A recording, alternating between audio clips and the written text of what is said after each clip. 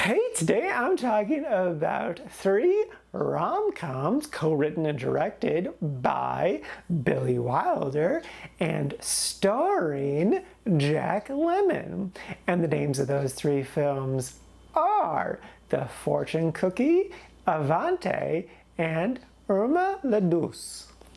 First up is The Fortune Cookie. This is a 1966 film starring Jack Lemmon, also featuring Walter Matthau. This is the film where they met and became lifelong friends. The basic premise is Jack plays a camera operator for an actual NFL team, but then one day one of the players hits him and he has to go to the hospital. And by the time that he awakes, his always scheming lawyer brother-in-law is like, hey, let's pretend that you got really hurt so we can sue everyone for lots of money. And then they do. And it's really good. I think it's about your actions have impact on other people, about getting hung up on the wrong sorts of people, trying to impress the wrong sorts of people. And it's really the heart of it is the player that struck him down, played by Ron Rich, who's honestly the third lead of the movie. And I just really loved everything about him. Especially I know it's the 60s and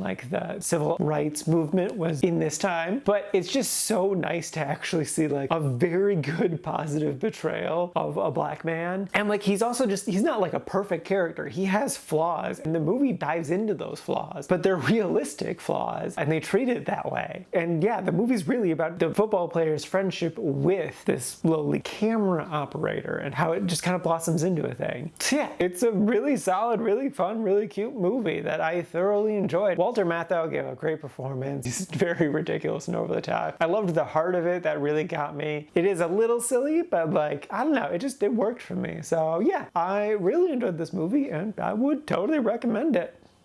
Next up is Avanti. This is a 1972 film, again starring Jack Lemmon and Juliet Mills. And the basic premise is this old rich man tragically dies in Italy while vacationing alone. And so now his adult son has to come and collect the body. But maybe there's more to his father's life than he originally thought. So this movie's really fun. It's really cute. The title means enter in Italian. It's if someone knocks at your door, you say Avanti and then they come in. They explain it really well and then use it very casually in a realistic way. That works really well because they build up to a moment where they say it in a more dramatic way. It's such a beautiful little moment. It's a moment all about consent and I love it. I was definitely very surprised with how sexual this movie was. In particular, the nudity. In extra particular, the male nudity. In super extra particular, you get to see Jack Lemmon's ass in this movie more than once, which I did not anticipate. It's not a great butt, just for the record. That's fine. He's a man in his 40s, so it's okay for him to not have an ass. I'm not complaining. I was just very surprised. But it's a cute, fun movie. I definitely enjoyed myself and what it was going for. The only reason it didn't go into the reelect is just because I didn't super connect to it. It's definitely a good movie that's worth a watch, but it just didn't perfectly strike a chord with me. I do have one complaint, and that's that they constantly called Juliet fat throughout the film, and she's not. Clearly, the actor did gain 25 pounds for this role, but she's a Hollywood actor. She probably just went from underweight to a healthy weight. They do definitely end on the right note with it. I will spoil it. She's like, the next time you see me, I'm gonna lose so much weight. And he's like, no, you're great just the way you are. Don't you dare lose even a single pound, or something to that effect. And it's well, that was good. I'm glad they did that. But fat shaming her throughout the entire movie was definitely not great. But you ended in the right place, so that's good.